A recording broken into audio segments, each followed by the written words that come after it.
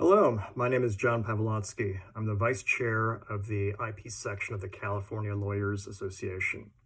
My practice focuses on IP and privacy law. Please join me for this quick date on privacy law for IP attorneys. Let's begin.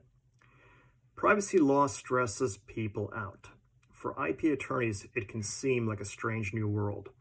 Nothing to prosecute, register, own, assign, or license.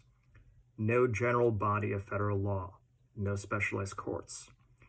So with that in mind, let's try something different, a meditation. Close your eyes for the next few minutes. Relax, breathe easily.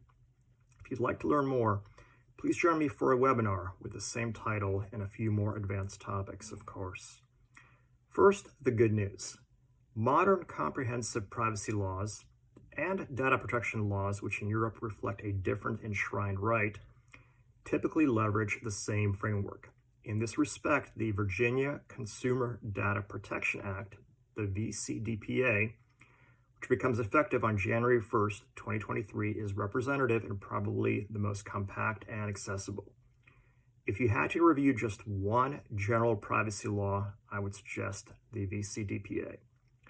So here's the framework in terms of headings: definitions, scope and exemptions, personal data rights. Typically, these are the right to access, correct, delete, obtain a copy, and also the right to opt out of the sale, targeted advertising, and CERN profiling. Data controller responsibilities.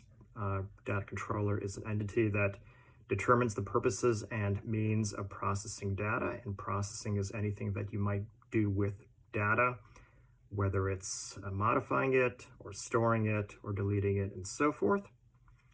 And these focus on purpose limitation, data minimization, reasonable security practices, and in Virginia, consent for processing sensitive personal information.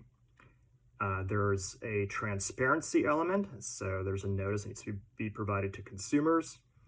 Responsibility according to role, so as between the controller and the processor. The processor is the entity that follows the instructions of the controller, having a contract in place that has all the required elements. Data protection assessments for higher risk processing. De-identified data, which is outside the definition of personal data, and enforcement. So the question is whether or not there's a private right of action and who can enforce the statute. In Virginia, it's only the Attorney General. So in sum, 8 pages only, single-spaced, yes, but relatively easy to follow. The new general privacy laws in Colorado, Connecticut, and Utah, all which go online in 2023, follow the same framework, but invariably differ. Other general state privacy laws are in the works. So let's go to California. We'll end our quick date on that. California is quite different, not so much in terms of substance, but very much in terms of format. Structurally, it is convoluted, but possible to follow. The California Consumer Privacy Act of 2018 was amended by the California Privacy Rights Act of 2020. There are regulations. They are still in draft form, currently at 72 pages. In California, personal data is effectively personal information. So the statute uses personal information. Data controllers are businesses. Data processors are service providers or contractors. There's a limited right of action for data breaches.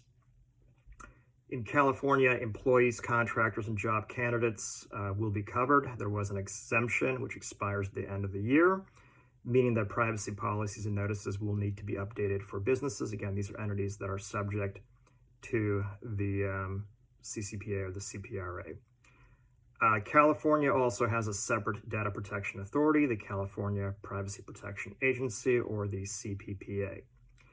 Comprehensive federal data legislation is on the table, but stalled.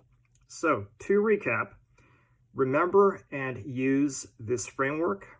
Open your eyes, join me for the webinar, and namaste.